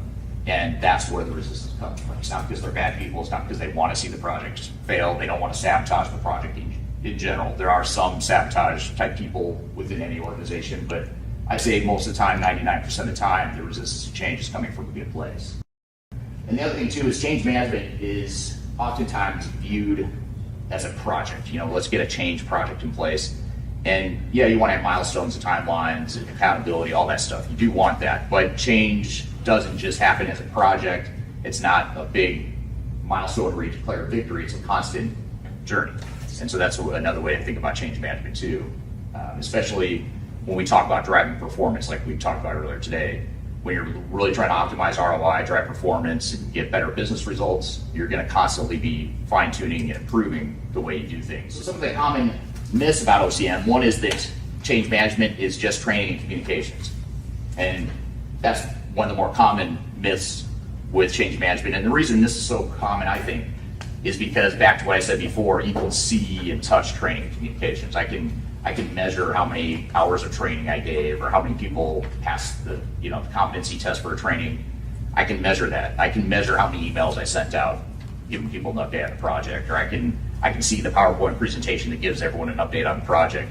So that stuff I can see and touch. But when you start talking about culture, alignment, change readiness, it's real fuzzy, at least in my mind. If I just hear those terms without any context or understanding what it is I need to do, then it doesn't make a lot of sense. And so what I want to do throughout this presentation is talk about how to add some tangible meaning to different dimensions of change and really open up outside the realm of training communications, which are both really important, but there's a lot of other things that are prerequisites to doing training communications well.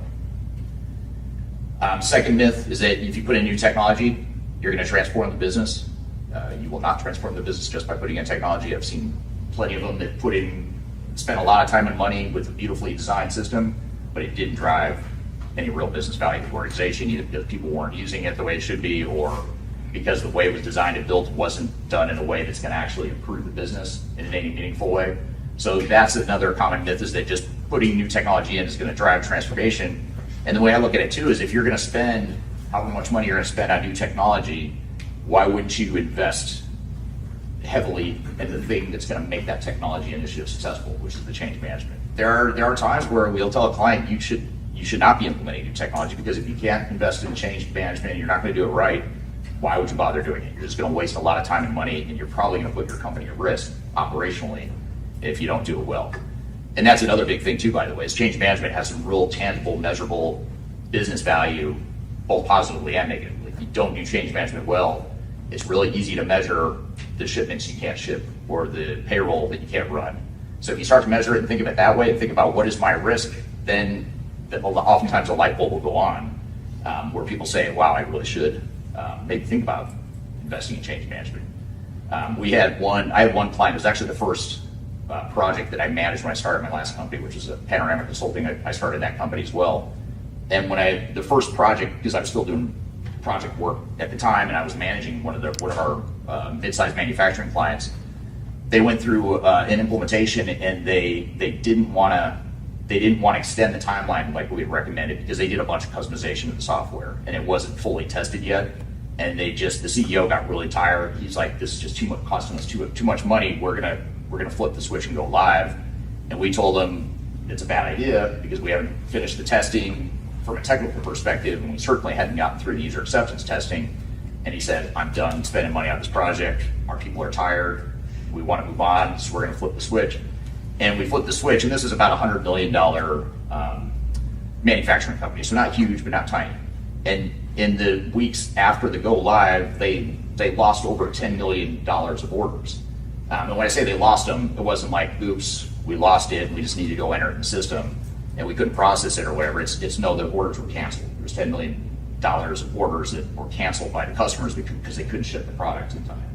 And so you look at that, and it was going to cost, just to put it in context too, it was going to cost them about $200,000 extra on the project for what we were recommending to get through the last round of testing, user acceptance testing. So there's your ROI right there. I'm not saying spending the $200,000 would have solved all the world's problems, but you probably wouldn't have spent anywhere near as much in getting it right as you would have in those lost orders.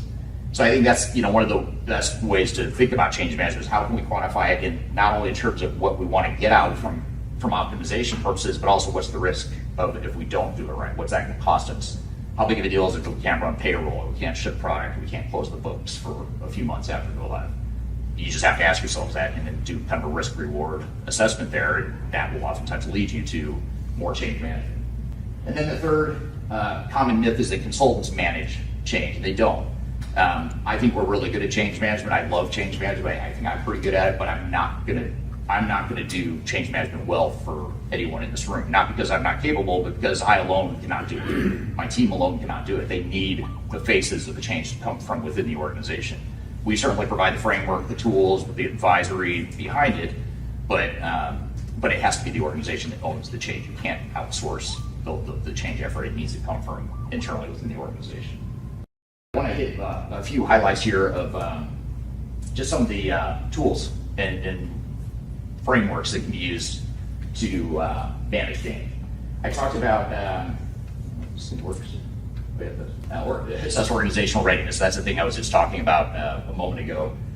So that's one tool. If there's one tool, I'd say every organization does want to start with this one thing. I would say it's assess the organizational readiness and measure it. Because once you do that, then all this other stuff starts to fall into place. And all this other stuff is sort of like a toolkit. You're going to have different intensity in each of these areas depending on your organization and the results from the organizational readiness. The other thing too is that different parts of your organization you might use different tools for different parts of your organization, different departments or different locations. There might be more or less resistance that you anticipate in different parts of the organization. So these are some of the different tools you use. There's a lot here in terms of communication, mobilizing change agents, but I'll talk about the ones I think most important in addition to organizational readiness. Top right is change impacts. So really get into that job design and organizational design of the organization to define what people's jobs are going to look like in this new environment. That's really important because, again, just putting the systems in place alone isn't going to get it done. Just training people how to use the software alone isn't going to get it done. We have to define how people's jobs are going to look in the future. A good example now is we have a lot of clients asking about AI. So how are we going to leverage AI in this project, and what AI use cases can we define that we can test out within the organization?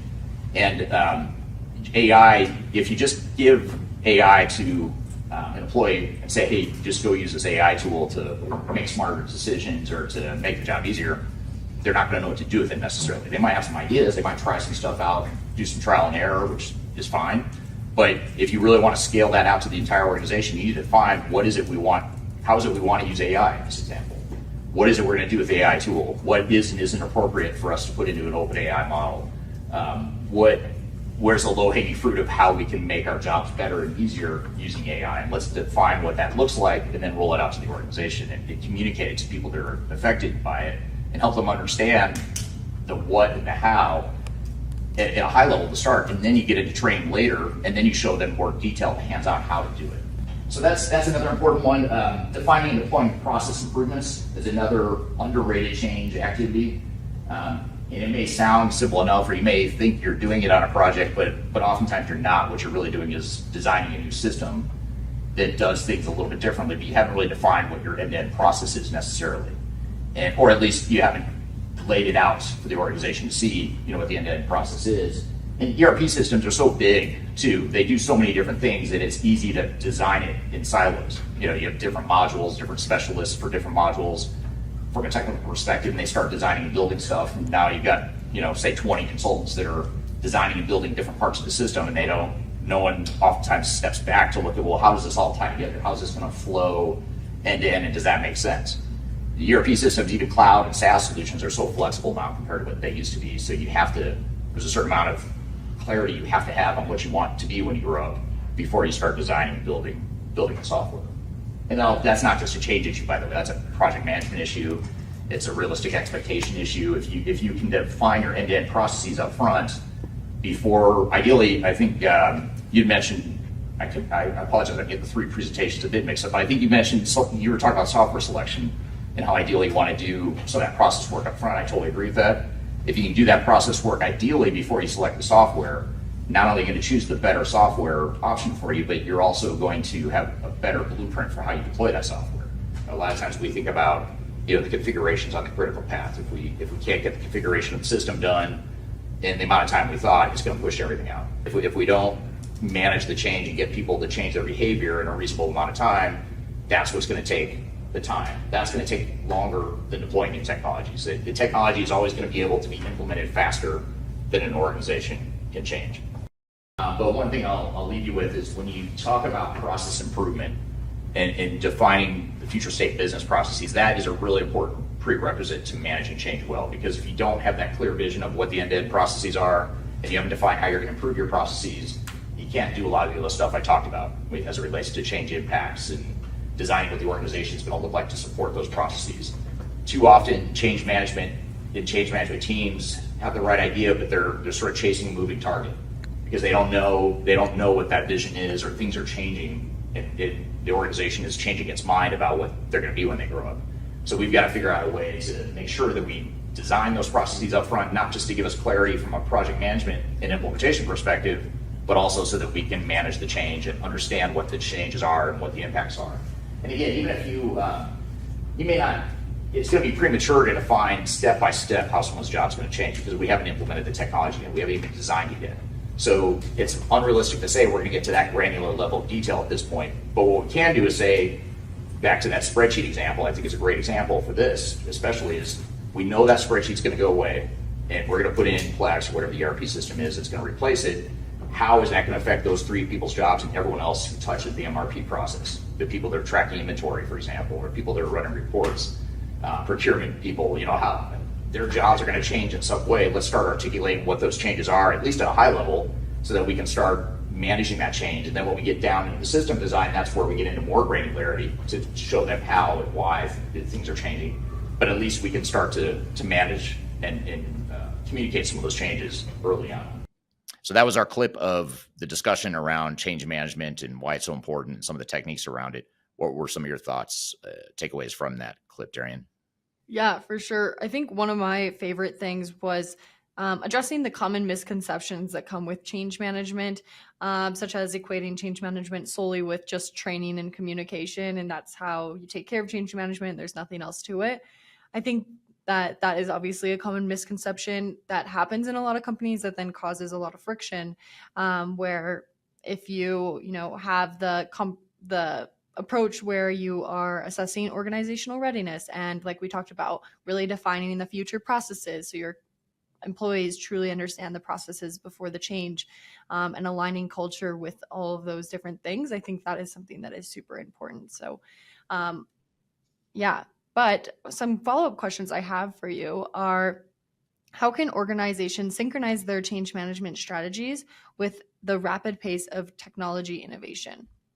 Well, that's a great question. I think, change and change management is really more of a mindset. So if you can get a mindset and a framework in place that allows you to navigate whatever the changes are, whether it's, technology changing, or, we went through a merger, or we got acquired, or the economy tanked and we had to completely readjust the way we do business. There's always something that's causing change in organizations.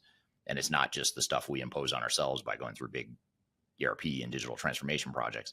So I think just creating a framework and approach to where you're constantly gauging the health of the organization, gauging the readiness, and being prescriptive about how we can overcome some of the challenges and risks.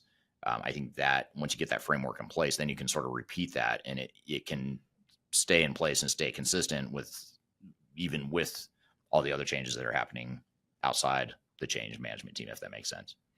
Yes, for sure. And with that, but beyond training and communication, what are some key components that should be included in a holistic change management plan? Yeah, well, I think first, the first common one would be the change readiness or the change assessment. So really understanding the culture of the organization and the temperature of the organization, the morale, the communication style, the perceptions of leadership. You have all these different dimensions you want to be assessing, engaging, because those are the things that if you understand that, then you're going to understand what's going to lead to change resistance and potential change pitfalls later on. So change assessment is one that I'd say is a very common, I'd say it's not a one size fits all, but it is, if I were to pick one thing out of change strategies that every organization should do, I'd say it's change assessment, because that gives you a foundation to understand the current lay of the land and how the organization's changing. And then it gives you more focus when you come up with the change strategy. You can be more focused and deliberate based on what the outcome of that organizational assessment is. So I'd say organizational assessments are very common. The other one I'd sort of call out is change impact assessments, and really understanding how individuals and work groups within an organization are going to be affected by change, whether it's because the process is changing. Certainly there's new technologies typically, if their jobs, their roles and responsibilities are going to change. We want to clearly define all that stuff so that we can start having the conversations with people well before we get to the training, around how to use the software. We want to be having conversations with people about how their jobs are changing, why it's changing, what the new system is going to look like, and how the processes are going to work, and how the roles are going to change going forward, so that by the time we get to end user training closer to go live, people have already sort of worked through all the big changes that they had to absorb. And now we can focus more on just show us how to do it in the system. Yeah, absolutely. That makes sense. And without talking all about this change management, I really want to know, what are some of the most common sources of resistance during an organizational change? Well, I think the biggest ones are related to not understanding what the changes are, and assuming the worst when it comes to threats or changes to a job. So if we know a technology is coming, a new process change is coming, but we haven't told people what that is yet, or people don't understand how AI is going to change their job, or how more efficient technologies and processes, what does that mean for their people's jobs? Are they still going to have a job?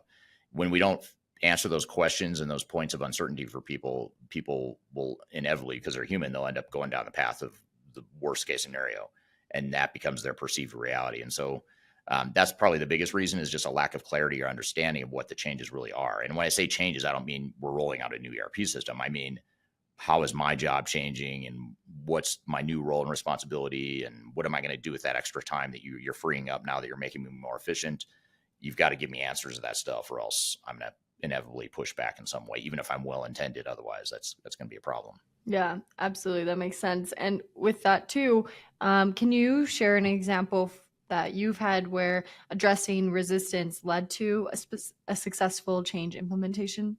Yeah, I mean, there's a lot, actually. There's several, but we see it often. But I think the key is, I guess the way I'd summarize it is, it was never a situation where it just made all the change issues go away. But what it did is actually fast-tracked the change issues. So in other words, the change resistance and the issues and the pushback and the little freak out moments that people have as they work through understanding what the changes mean to them, it's going to happen. You can't avoid it. You can't gloss over it. So just get it out as soon as you can, like draw it forward in the process, so that by the time, like I said, by the time you get to user acceptance testing and end user training toward the end of the project, that's not the time that people should be learning about all these changes for the first time. It should be pretty well understood what the changes are going to be. Now, when we get a user acceptance testing and end user training of the new system, now it's just more of a formality of, like, give me the details to fill in the gaps. You've already shared the big picture vision of how things are changing and how my job's going to look. I already understand that. I worked through all my freak out moments. Now I just need to understand how the software is going to work. So you just want to fast track that. And I think that's the way to look at it. Yeah, absolutely. What a great conversation. I feel like that really wraps up today's whole topic, with all the changes that are happening and all the trends that are happening, and then going to how can you address that change within your organization. Yeah, good stuff for sure. So thanks for all your help with the content here today, Darian, and thank you to the audience for the great questions, and especially in the segment about the trends and predictions. That was a great segment, and I enjoyed getting the feedback from the audience there, so thank you for that. Again, new episodes of this show every Wednesday. TransformationGroundControl.com. Show is produced by Major Tom Productions, sponsored by Third Stage Consulting. Third Stage is an independent consulting firm that helps clients throughout the world with their digital transformation journeys. We have office in EMEA, APAC, as well as North America. So wherever you are in the world, we can help you with your transformation, and feel free to reach out. I've included my contact information below. Hope you all have a great week, and we look forward to seeing you next week on the next episode of Transformation Ground Control. Take care.